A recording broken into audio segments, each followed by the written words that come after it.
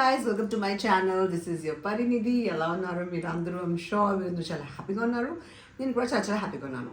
So ఈరోజు ఇంకొకటి amazing cooking బ్లాగ్తో నేను వచ్చేసాను. అండ్ ఈరోజు వన్స్ అగైన్ నా మొగుడు రిక్వెస్ట్ పైన నేను చేస్తున్న egg Schezwan fried rice. Yes, you heard it right, egg Schezwan fried rice.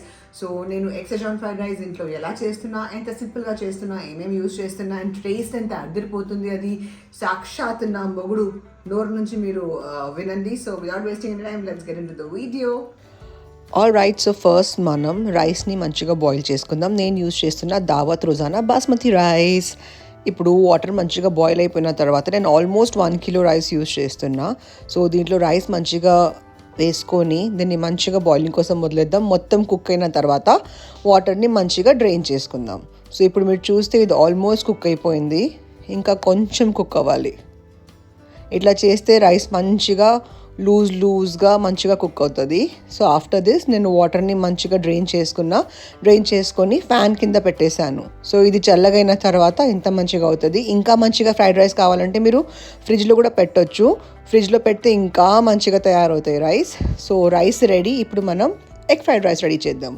So ఇది నా దగ్గర నా fried rice noodles pan. So first gas on చేసుకుంటా అండ్ ఆయిల్ దీంట్లో వేసుకుందాం. ప్యాన్ మస్తు వేడి అయిపోయింది. ఆయిల్ వేసిన తర్వాత 4 ఎగ్స్ వేస్తున్నా, గుడ్లు 1 2 3 అండ్ 4. అండ్ ఇప్పుడు మెల్లమెల్లగా ఒక స్పూన్తో దీన్ని పక్కన చేసేస్తాం. మోస్ట్ ఇంపార్టెంట్ సాల్ట్ యాడ్ చేయండి, ఓకే? పక్కా యాడ్ చేయాలి సాల్ట్ కొంచెం. సో ఇప్పుడు దీన్ని ఇట్లా కొంచెం పక్కకు చేసేద్దాం, ఓకే? ఆఫ్టర్ దిస్ నేను దీంట్లో యాడ్ చేస్తా నా ఫేవరెట్ చిల్లీస్, మిరపకాయలు, ఓకే? అండ్ ఇప్పుడు దీన్ని మంచిగా ఎగ్ని సైడ్ చేసి ఆ ఆయిల్ సైడ్లో నేను మిరపకాయలు వేసాను, ఓకే?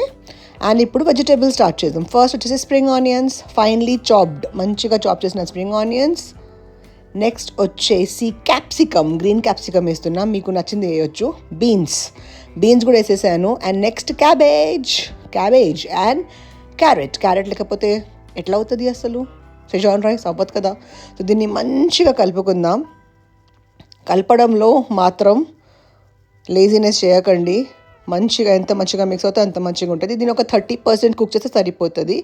ఇప్పుడు మన రైస్, చల్లగా అయిన రైస్ దీన్ని వేసేద్దాం. దీని మీద మేము 3 మెంబర్స్ తింటున్నాం కాబట్టి మాకు సరిపోయినంత వేసుకుంటున్నాం. అండ్ ఇప్పుడు దీంట్లో చిల్లీ పౌడర్, జీరా ధనియా పౌడర్, ఉప్పు, సాల్ట్ వేసేసి దీన్ని ఇంకొకసారి మంచిగా కలుపుకుందాం.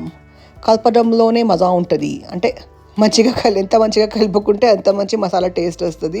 మీరు చూడొచ్చు ఎంత కలర్ఫుల్గా కనిపిస్తుంది ఇది. సో దీన్ని మంచిగా కలుపుకున్న తర్వాత ఇప్పుడు నేను దీంట్లో వేస్తున్న రెడ్ చిల్లీ సాస్, కొంచెం red chilli sauce, soya sauce 2 spoons, అంటే 2 డక్కన్స్ సోయా సాస్. అండ్ ఇప్పుడు నేను సెజాన్ చట్నీ చింగ్స్ది యూజ్ చేస్తున్నా. బాగానే ఉంటుంది, నార్ది కూడా బాగుంటుంది. ఇది వేసిన తర్వాత మళ్ళీ దీన్ని ఇంకొకసారి మంచి మిక్స్ ఇచ్చేద్దాం. హోటల్ వాళ్ళు ఎక్కువ కలర్ యాడ్ చేస్తారు, అందుకే నాకు హోటల్ రెస్టారెంట్ సెజాన్ ఫ్రైడ్ రైస్ అంటే నాకు చికాకు కొడుతుంది. ఇప్పుడు ఇది రెడీ అయిపోయింది. ఇప్పుడు ఫాస్ట్గా వెళ్ళి హస్బెండ్ రివ్యూ తీసుకుందాం, ఓకే? Let's go.